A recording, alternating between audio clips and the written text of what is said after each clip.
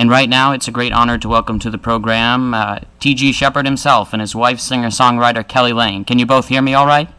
Yes. How are you today? I'm doing fine. It's a great honor to have you both on the program. Thank you it's so good much. to be here with you, Paul. I really appreciate it. We'll have fun talking. I guess I'd like to start out, maybe if we could, trying to see the best way to organize this. Maybe we can start out talking about your career, TG, and then talk about Kelly some, and then at the end we can talk about your duets project together, because I know Kelly worked with you on that a lot and wrote some of the songs for that. And feel free, either of you, to chime in if you have something to add when we're talking. When I'm talking, about TG's career, Kelly, feel free to. Sure.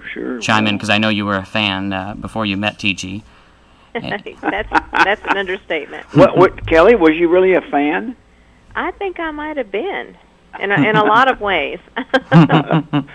Well, my career has kind of spanned, it's been around a while. I mean, I celebrate my 39th year this year in the business, and I sometimes have a hard time believing that I still am out here doing what I love doing so much, after all this time.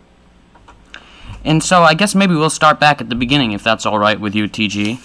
Sure. And so you grew up in Tennessee, correct?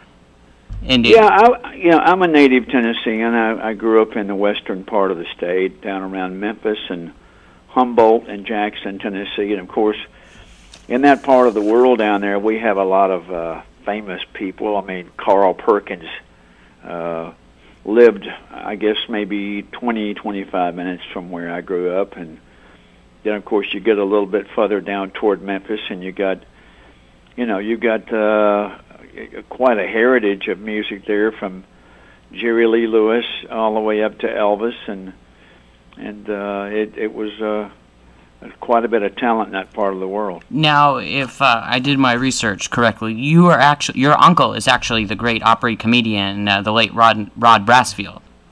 Yes, well, he's more like a cousin instead of an uncle, but I think he's related on my mother's side. So you had country music in the family. Yeah, it's in the family, and my mother was a Brassfield, and of course, Rod was always talked about in our family, and I never did really know him because he came along, so much earlier in my life, and I never did really know him, but I know of him and what he did, and have heard stories about him. Well, yeah, he was the, I don't know if you call him sidekick. They're more like equals, but with Minnie Pearl for a long time, the great Opry comedian Minnie Pearl. And yes, he was. She was really I guess she pushed for him to be put in the Country Music Hall of Fame, so he deserved to be there. As do you, yes. I would say. You should be elected soon. I don't know so much about that. We'll leave that up to the real icons of country music to wind up in the Hall of Fame. Well, you could be potentially entered in under either category, the pre-1975 or the after one, so you have maybe an increased chance in the near future to be put in, I would say. Well, I don't know. I think it'll probably be quite a bit in the future. But it's nice to know that there's a possibility of that someday. It always gives you something to work toward and hopefully look forward to in your career. Well, I mean, I know that there's a lot of politics involved, but certainly as far as achievements, I mean, you had 21 #1 records, something like that, right? At least 20. Well, yeah, I've had a good run, and of course, 21 #1 records sounds like a lot of #1 records, and it was even back then when we were having them, but. Nowadays, you've got people that have got 30 and 40 and 50 #1s. Like Conway Twitty, I think, had 50 #1 records, and so I was. Yeah, but #1 doesn't, to me at least, doesn't necessarily mean I mean, you had a lot of top 10 records, and sometimes the most, like Charlie Louvin, for example, his most identifiable song was "See the Big Man Cry" moment. I think that was only like #8 or something like that. The same with T. Graham Brown. So that doesn't necessarily. I guess correlate with how the songs are popular to the fans, just by how they how far they reach up.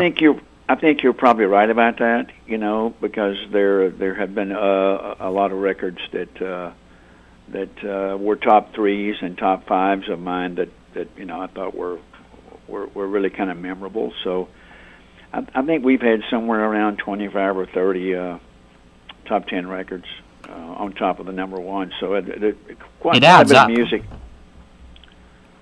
But so you left home. This is what I find really, really interesting about your story. You left home. You basically ran away from home. I think I heard you say you climbed out the window at the age of 15 to pursue a music career because your father, was it your father didn't really approve of you doing music? Was that part of it?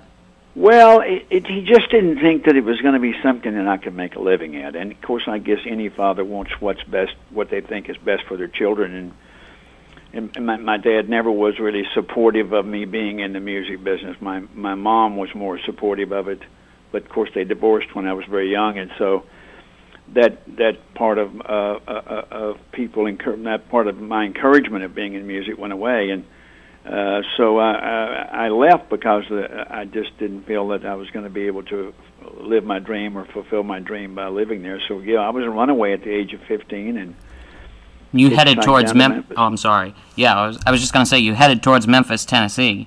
And so at that point, were you more interested in country music or rock and roll? Because Memphis is known as like the rockabilly rock and roll capital of the world. That's where it all started. You know, I grew up, loving rock and roll. I loved Roy Orbison and Elvis Presley and Jerry Lee Lewis, and so I guess I was more influenced by rock and roll music, which the names I just mentioned are also synonymous to country music. Sure. Yeah, I guess I was leaning more toward rock and roll, but then after I got into music a little deeper and